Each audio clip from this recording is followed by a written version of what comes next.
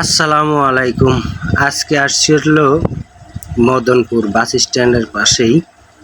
তো এখানে দুইটা এসি দেখার জন্য আসছি। এসিটা নতুন লাগায় দিছে, লাগানোর পর এসিটা সুন্দরভাবে ফিটিং হয় নাই।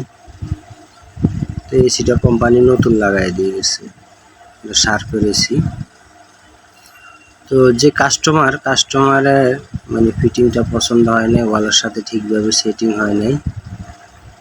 তো সেটিং না হওয়ার কারণে উনি অনেক অনুরোধ করলো আমাকে যে ভাই আমার এসিটা একটু দেখে দিয়ে যান।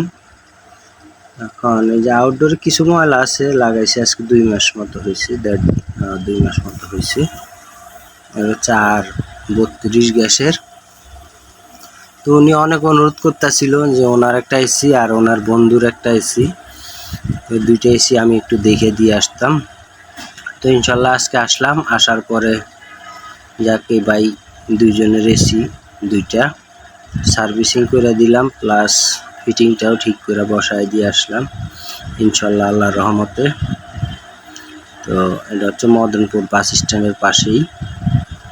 তো এই ভাই আমার আজকে বেশ কয়েকদিন রিকোয়েস্ট করতেছিল, সময় করে উঠতে পারতেছিলাম না, তো আজকে ইনশাল্লাহ গেলাম।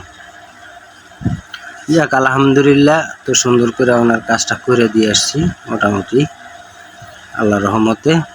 আমার জন্য সবাই দোয়া করবেন, আমি সবার জন্য দোয়া করি। এই হচ্ছে ওনার ভিতরে ইনডোরের অবস্থা।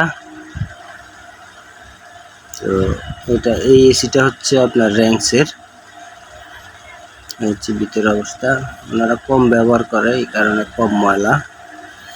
তারপরে আমি এটা মাস্টার সার্ভিসিং করে দিব, ময়লা আছে মোটামুটি। তো ইনশাল্লাহ মাস্টার সার্ভিসিং করে দিব। তা আমার জন্য সবাই দোয়া করবেন, আমি সবার জন্য দোয়া করি ইনশাল্লাহ। তো ওনার এসিটা সার্ভিসিং করার পর আর ভিডিও করি নেই, অনেক দূর থেকে গেছি তো ভিডিও করতে আর মন চায় নেই।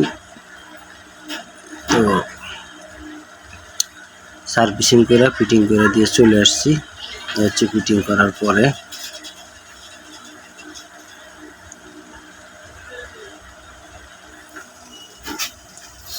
তো ইনশাল্লাহ আমার জন্য দোয়া করবেন। আমার একটা ইউটিউব চ্যানেল আছে, ইউটিউব চ্যানেলের নাম হচ্ছে হোম সার্ভিস 389।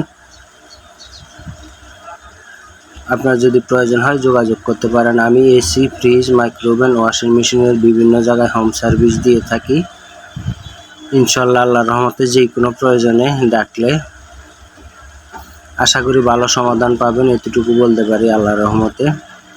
আমার জন্য দোয়া করবেন সবাই, আমি সবার জন্য দোয়া করি ইনশাল্লাহ। আসসালামু আলাইকুম ওয়া রাহমাতুল্লাহি ওয়া বারাকাতুহু।